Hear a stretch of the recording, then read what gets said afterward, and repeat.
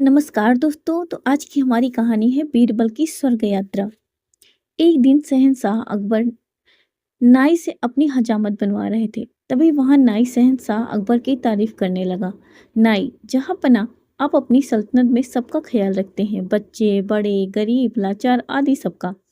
अकबर, शुक्रिया नाई। लेकिन जहां पना। अकबर, लेकिन लेकिन क्या? हम किसी को भूल रहे हैं जिसकी हम देखभाल नहीं करते। नाई, जहां पना, गुस्ताखी माफ करें। क्या कभी आपने बूढ़ों यानी अपने पूर्वजों के बारे में सोचा है, जो इस दुनिया को छोड़कर स्वर्ग चले गए हैं? अकबर, लेकिन हम तो उनका भी ख्याल रखते हैं। उनके हक में हम दुआ करते हैं। उनकी याद में हमने शाही मकबरे भी बनवाए हैं। नाई, लेकिन जहाँपना, आपने कभी किसी को स्वर्ग भेजा है अपने पूर्वजों की खबर लेने के लिए? उन्हें किसी चीज की वहां जरूरत तो नहीं है। अकबर, क्या ये कह रहे हो? कोई स्वर्ग में जाकर वापस कैसे आ सकता है? तुम्हारा दिमाग खराब हो गया है क्या?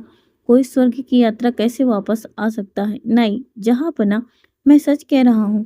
स्वर्ग की यात्रा करके वापस आया जा सकता है। मैं एक ऐसे योगी बाबा को जानता हूँ जो स्वर्ग भेजकर वापस बुला सकते हैं। वजीर अब्दुल्ला उनके भक्त हैं। आप चाहें तो वजीर अब्दुल्ला से पूछ लीजिए। अकबर, ठीक है, तुम कल ही वजीर अब्दुल्ला को कहकर उस योगी को बुलाओ। फिर अगले दिन वजीर अब्दुल्ला उस योगी बाबा को लेकर आए। अकबर, वजीर अब्दुल्ला, क्या योगी बाबा दरबार में आए हैं? वजीर अब्दुल्ला, जी जहाँपना, वे दरबार में ही खड़े हैं। अगर आपकी इजाजत हो तो उन्हें वापस बुलाया जाए।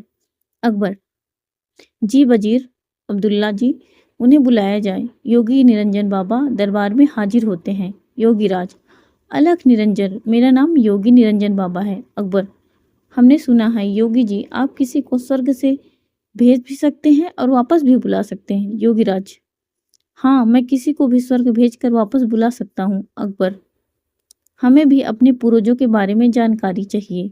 वह स्वर्ग में कैसे रहते हैं, उन्हें वहाँ की चीजें पसंद तो है ना? योगीराज, आप किसी के भरोसेमंद इंसान को स्वर्ग भेज दीजिए।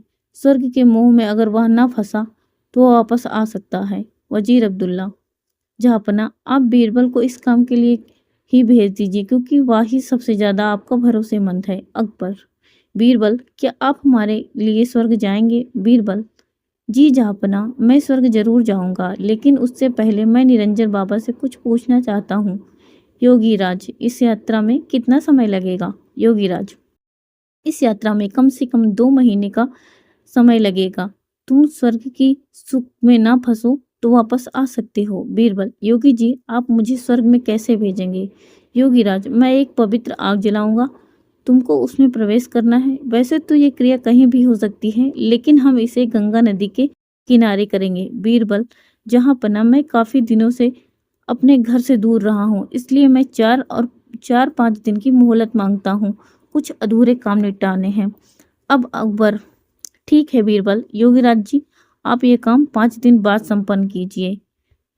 5 दिन बाद बीरबल को जलाने के लिए ले जाया जाता है। स्वर्ग की यात्रा के लिए योगीराज विधि संपन्न करते हैं। वह एक चिता पर फूल और कुछ सामग्री डालते हैं और बीरबल के माथे पर तिलक करते हैं।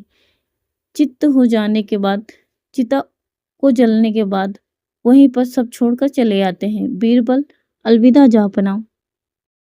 अकबर, हमें आपकी बहुत याद आएगी, आप जल्दी लौटने की कोशिश करना। बीरबल, जी जहाँपना, मैं जल्दी लौट कर आऊँगा। और फिर 2 महीने गुजर जाते हैं। शहंशाह अकबर बहुत चिंतित हो जाते हैं। अकबर, हमें बीरबल की बहुत याद आ रही है। 2 महीने गुजर चुके हैं, बीरबल अभी तक नहीं लौटे, हमें बहुत चिंता हो रही है। योगीराज का क्या कहना है, कब तक बीरबल लौट आएंगे? वजीर अब्दुल्ला, जहाँपना, योगी बाबा ये भी तो कह रहे थे कि हो सकता है बीरबल को स्वर्ग के सुख बहुत भाग गए हों और वे उन्हें छोड़ना न चाहते हों। अकबर, नहीं, ऐसा नहीं हो सकता। बीरबल ऐसा नहीं कर सकते, हमें उन पर पूरा भरोसा है। उसी वक्त वहां पर बीरबल आते हैं। उनके लंबे लंबे बाल होते हैं, लंबी लंबी सी दाढ़ी। अकबर उन्हें देखकर खुश हो जाते हैं। अकबर, खुशामदीद खुशामदीद, हमें आपको देखकर बहुत खुशी हुई। बताइए, स्वर्ग में हमारे पूर्वज कैसे हैं? उन्हें किसी चीज की वहां कमी तो नहीं है, जरूरत तो नहीं है? बीरबल, जी नहीं जहाँपना, वहाँ किसी चीज की उन्हें जरूरत नहीं है, वह बहुत खुश हैं। अकबर, लेकिन बीरबल, आपके बाल इतने बड़े कैसे हो गए? बीरबल, जहाँपना, मेरे लिए वहाँ पर वह मेरे बाल इसलिए लंबे हो गए हैं क्योंकि वहाँ पर कोई नाई नहीं है बाल काटने के लिए। इसलिए उन सभी के लिए यहाँ पर जो नाई है उन्होंने उसे बुलाने के लिए कहा है। अकबर हाँ हाँ क्यों नहीं, हम अभी अपने नाई को वहाँ भेज रहे हैं। योगीराज वह नाई अब भी यहीं पर है, वो इसी वक्त ही हमारे मेहमान बनकर रह रहे हैं। अब हम उन्हें स्वर्ग भेजने की क्रिया करवाते हैं। योगीराज और नाई को बुलाया जाता है, वो दोनों दरबार में हाजिर होते हैं।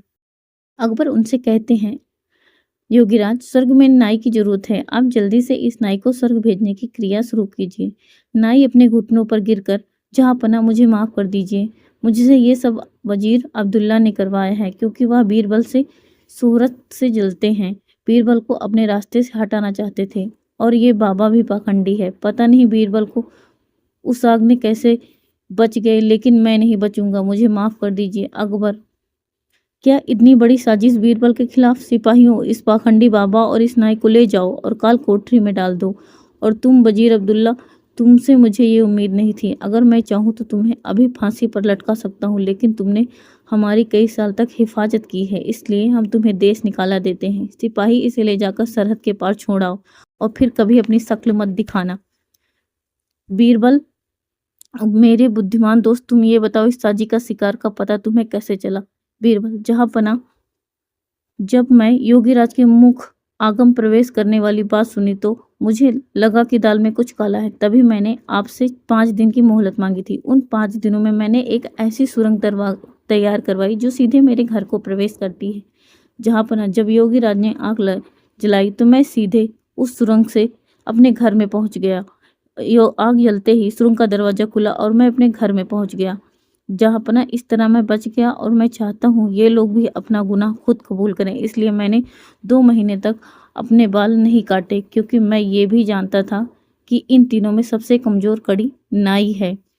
अकबर, वाह बीरबल वाह, एक दिन तुम ऐसे ही कर सकते हो, तुम्हारे जैसा कोई नहीं। मेरे साथी दोस्त, तुम शुक्रिया जहाँपनाह, धन्यवाद।